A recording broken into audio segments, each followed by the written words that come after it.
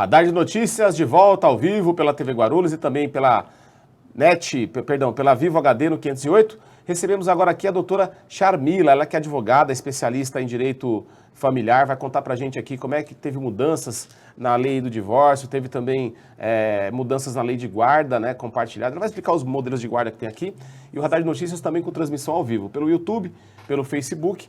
E lembrando que o Radar de Notícias tem o patrocínio master dos supermercados Nagumo, acessível por nagumo.com.br. E você pode mandar a sua pergunta, o seu questionamento ou a sua denúncia para o WhatsApp 99507-6900. Doutora, muito obrigado pela presença. Eu que agradeço, é um prazer enorme estar aqui falando para o Radar de Notícias, uma grande satisfação voltar a casa.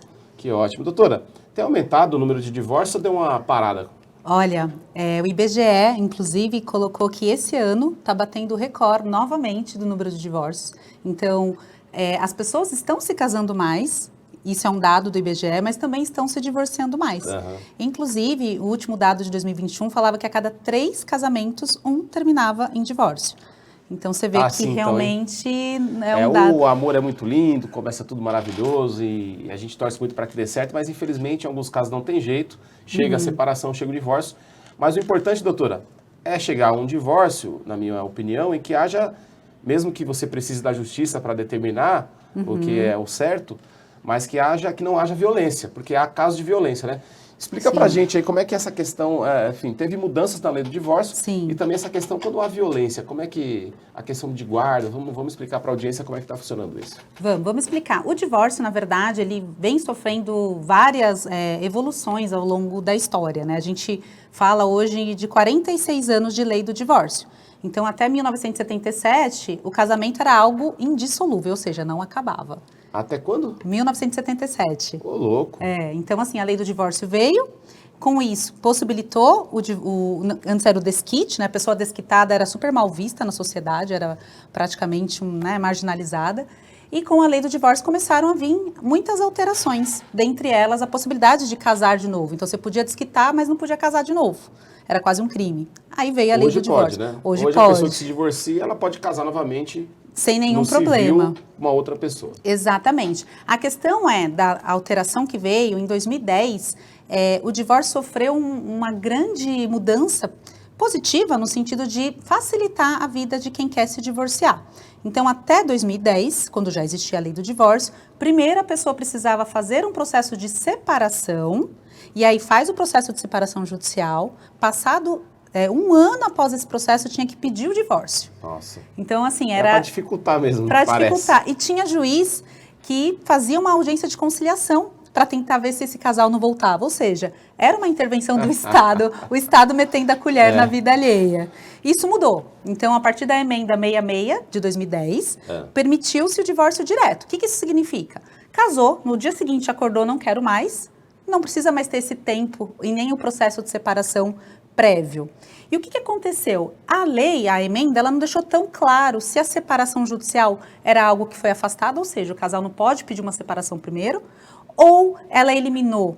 Então ficou até esse ano, novembro, que teve a decisão no STF, por maioria, entendeu que a separação ela não é um instituto, não é um caminho jurídico mais necessário. Então, de uma vez por todas, é possível divórcio direto. Casou, pede o divórcio sem precisar sair de casa previamente, sem precisar ficar afastado de corpos, toda aquela burocracia que teve. Então, essa é uma inovação que veio para deixar claro que o divórcio direto é possível e não precisa ter um tempo. Facilita, né? Facilita bastante, facilita. Mas ainda é preciso recorrer a um advogado. Sempre vai precisar de um advogado, mas não necessariamente de um juiz. Olha que interessante. Entendi. O advogado para fazer, de repente, um acordo entre o ex-casal, né? Dentre dessas mudanças, em 2007, foi permitido também o divórcio extrajudicial, aquele que faz no cartório. No mesmo cartório que faz a escritura de compra e venda, a escritura notarial pública, né? Você pode fazer o divórcio, mas tem alguns requisitos para essa modalidade, tá? Essa que é a eliminação da separação judicial? A eliminação da separação judicial veio com a emenda 66, mas chancelado, vamos dizer assim, agora com essa decisão do STF. Tá certo. Tá? Mas a separação extrajudicial no cartório já é possível desde 2007. Desde que não tenha menores, ou seja, se tiver questão de filhos, pensão, aí inviabiliza que você faça pelo cartório. Você vai precisar de um juiz, porque precisa da intervenção do Ministério Público quando tem menores envolvidos. Quando acontece uma separação, o casal ele pode chegar a um entendimento de que realmente precisa se separar, eles conseguem fazer um acordo entre eles e evitar que você tenha que o juiz proferir uma sentença, enfim, julgando, né, o que ele avalia ser o melhor para ambas as partes, ou o ex-casal pode até já levar um acordo pronto apenas para chancelar, para o juiz apenas chancelar aquilo. Então, a primeira coisa que precisa ver esse casal... E assim, o divórcio consensual, ele funciona super bem, desde que o casal converse minimamente, né? O que é bem difícil em casos de divórcio, mas acontece. Então, assim, tem sido uma tendência, como casais vêm se separando cada vez mais rápido, então muitos casais jovens têm essa praticidade, como é a vida moderna de hoje. Sim. Mas, se tiver filhos... Ainda que seja feito um acordo, vai precisar colocar tudo isso num termo, né? Uma minuta, uma petição, e aí o advogado pode intervir, né? Pode representar as duas partes ao mesmo tempo, porque é consensual, ou cada um com seu advogado também faz o consensual, e aí leva para o juiz, necessariamente só vai ter validade quando homologar. E por que isso é importante? Muita gente faz acordo de boca com a questão da pensão das crianças. Ter aí, pessoal, atenção, viu? E o acordo de boca não tem validade. E aí vem falar, mas eu estou pagando, mas está pagando, o que combinou, não teve validação do juiz, e aí pode ter um pedido de alimentos, inclusive com pedido de prisão, depois que for decretado. Então, o ideal é você realmente formalizar isso com a justiça, né? Tem que formalizar. Quando tiver criança, principalmente. Quando tiver criança. Não tendo criança, você formaliza isso até no cartório, de forma bem mais simples e prática. 18h36. E quais são os tipos de guarda que existem para quando tem uma criança no meio dessa separação? Ótimo. Hoje no Brasil a gente fala de dois tipos que estão na lei. A guarda unilateral e a guarda compartilhada. Existe também uma guarda alternada, mas que não está na lei, mas as pessoas tentam adaptar. E qual que é a principal diferença dessas guardas? A guarda, o poder de você administrar a vida do filho, ele é inerente ao pai e à mãe. Chama poder familiar, vai até os 18 anos. Certo. Mas a guarda é quem toma as decisões ali num primeiro momento. Quando é unilateral, significa dizer que um deles vai ter a primeira tomada de decisão. Mas não significa dizer que o outro não possa tomar conhecimento e participar. Uhum. A regra é a compartilhada. E o que as pessoas confundem, Guto? Compartilhar guarda com compartilhar dias. As pessoas têm a ideia, porque o nome parece isso, que quando eu tenho uma guarda compartilhada, eu vou pegar lá 30 dias, 15 um, 15 outro. Não. O compartilhamento da guarda é compartilhar as decisões. Por exemplo, vai mudar de escola? Precisa da concordância dos dois. Vai mudar de plano de saúde? Enfim, tudo que diz respeito ao bem-estar não pode ser tomado de forma unilateral. Entendi. E aí vem essa alteração agora de novembro. Novembro foi um mês que aconteceu muita coisa. Em que, se houver caso de violência doméstica nesse ambiente, ainda que seja só contra a mulher, ou enfim, a questão de Lei Maria da Penha, não pode, inviabiliza a guarda compartilhada. Porque, veja, como é que vai ter... Eu sou a favor. E isso veio, assim, numa fica boa hora. Exposta, né? Imagina, não são 100% dos casos, claro, mas você tem um caso aí onde o marido ou o ex-marido espanca a mulher, bate na mulher. E aí a mulher não aguenta mais aquela situação, pede o divórcio, aí vai lá e ainda tem a guarda compartilhada. O filho fica lá, sei lá, 15 dias com um, 15 com o outro. Como é que a mãe vai se sentir? Exato. Essa pessoa, naturalmente, ela tem que pagar pelo crime que ela cometeu. E aí ela tentar, com o passar do tempo, reconquistar esse direito. Mas eu não confiaria. Exatamente. E veio também daquela lei Henri Borel, né, do garoto que infelizmente faleceu, espancado. Essa lei também, ela tem muito a ver com esse momento, porque a violência doméstica, como o nome diz, ela acontece no ambiente familiar. Então, mesmo que... E não importa a classe social. Vamos mencionar aqui mais uma vez o caso da Ana Hickman. A Ana Hickman está aí para... Uma empresária milionária e sofreu agressões aí do seu marido, enfim, anunciou até que vai pedir o divórcio, mas ela está em todas as camadas sociais.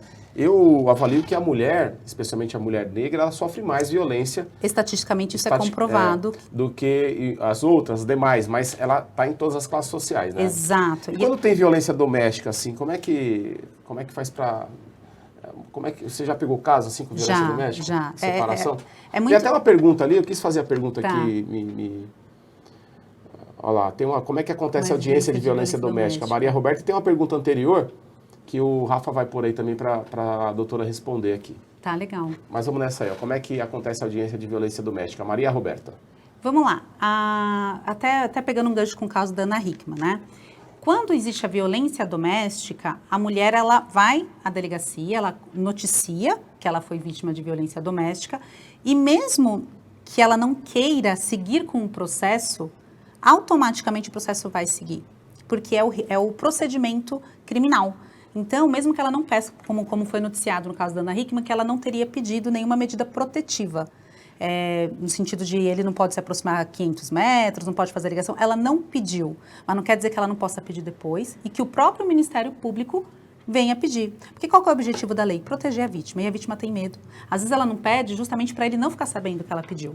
Então, o delegado, a autoridade policial, vai intimar, né, o agressor para que ele preste esclarecimentos e aí avaliado, feito corpo de delito, pode sim decretar alguma medida protetiva.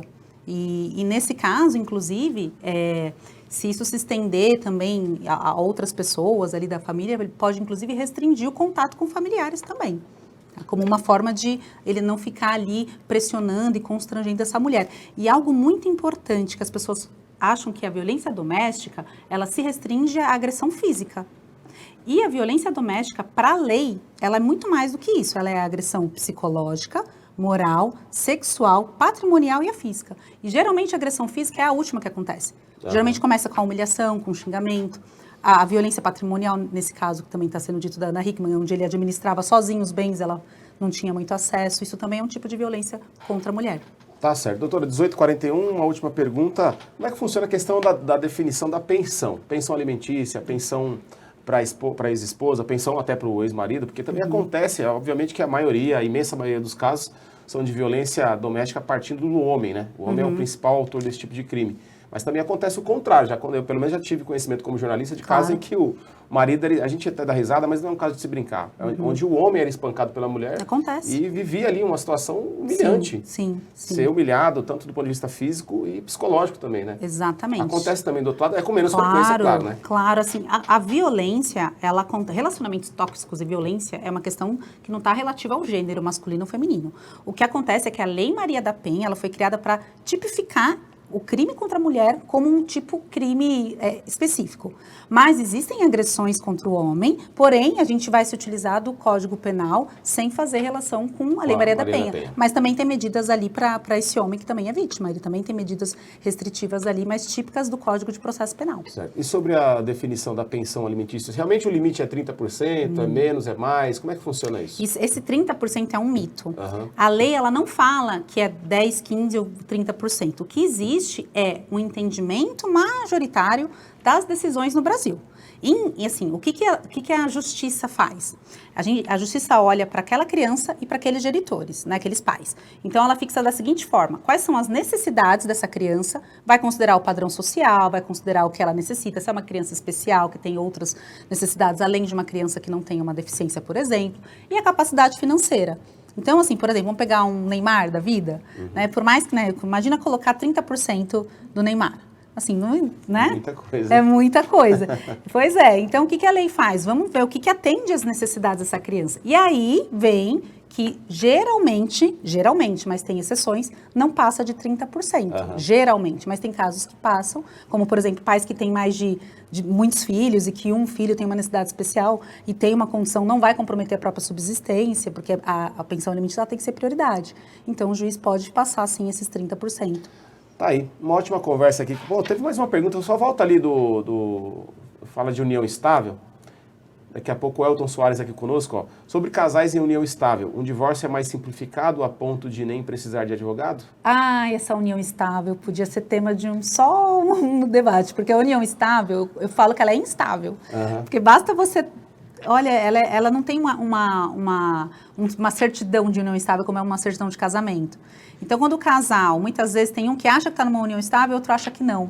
E aí vem a discussão. Então, ela não é simples, porque muitas vezes precisa reconhecer que existe a união estável para depois fazer a dissolução da união estável. E se você não faz documento nenhum, o juiz vai lá e fala que é um regime da comunhão parcial de bens.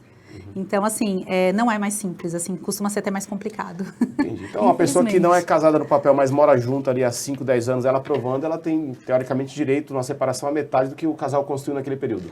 Exatamente. E olha só, não precisa nem de 5 anos, pode ser até bem menos, a lei não fala em tempo. É bem... Então, fica a dica aí também, fica viu, pessoal? Fica a dica, pessoal. A Tereza Barbosa falou que tem um casal lá em Caraguatatuba que briga, sai na porrada e no outro dia é só love. Olha lá. Olá. Aqui onde eu moro tem um casal que se agride mutuamente, chegam às vias de fato. E no dia seguinte é só love. Só love. Tá certo. Então, doutora, para as pessoas te encontrarem nas redes sociais, como é que faz? Charmila Rodrigues Perfil, eu trago lá bastante notícias sobre divórcio, sobre essas questões, vou sempre trazendo novidades. Tá certo, até uma próxima, viu? Muito obrigado. Eu que agradeço, obrigada a todos. Aqui na sequência, Elton Soares, historiador, vai contar um pouco como é que estava Guarulhos em 1889, quando teve a proclamação da República. Um rápido intervalo.